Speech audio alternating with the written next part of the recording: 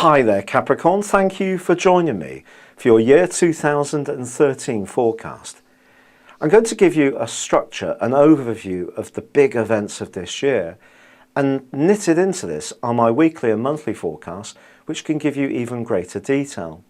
The year begins with a very potent connection between the Sun in your sign and Pluto. Now if you're born early within the first 10 degrees of the 30 degrees of Capricorn, I think it's highly likely that you have gone through some kind of major change over the last 3 years. If you're still to experience this, I think this year could be the time when something can alter around the way you think, the way that you act, or the way that you want to express your individuality. You're someone who can be awesomely patient in terms of reaching your goals, but now you may want something in a much more of a hurry. But there's also an influence from the eclipses of last November that's still hanging around into the first months of this year.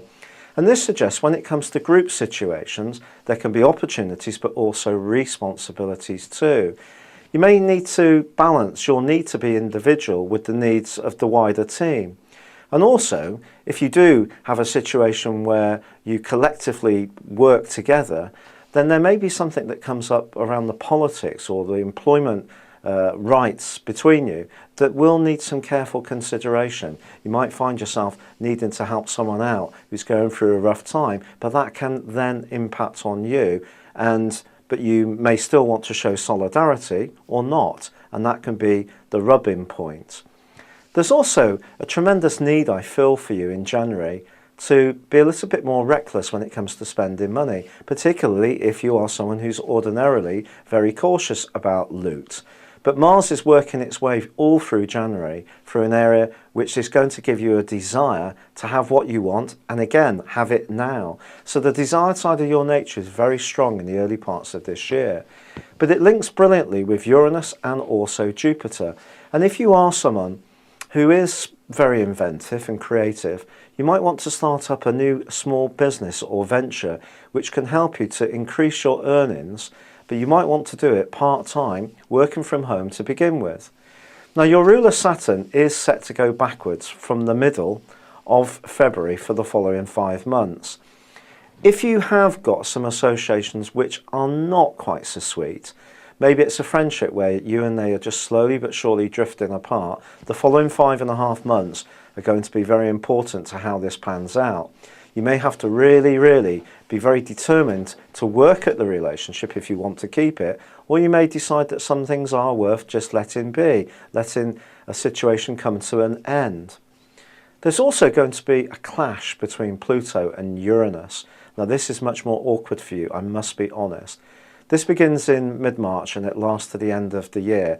It was in operation for much of last year too, and it could see your need to be an individual being in some way unsettled by events at home or emotionally that you don't seem to have complete control over.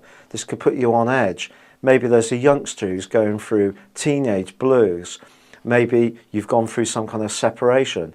Perhaps you've had to relocate or change where you're living. The base of your life may in some way be shook up, and that's not very easy to deal with, I must be perfectly honest.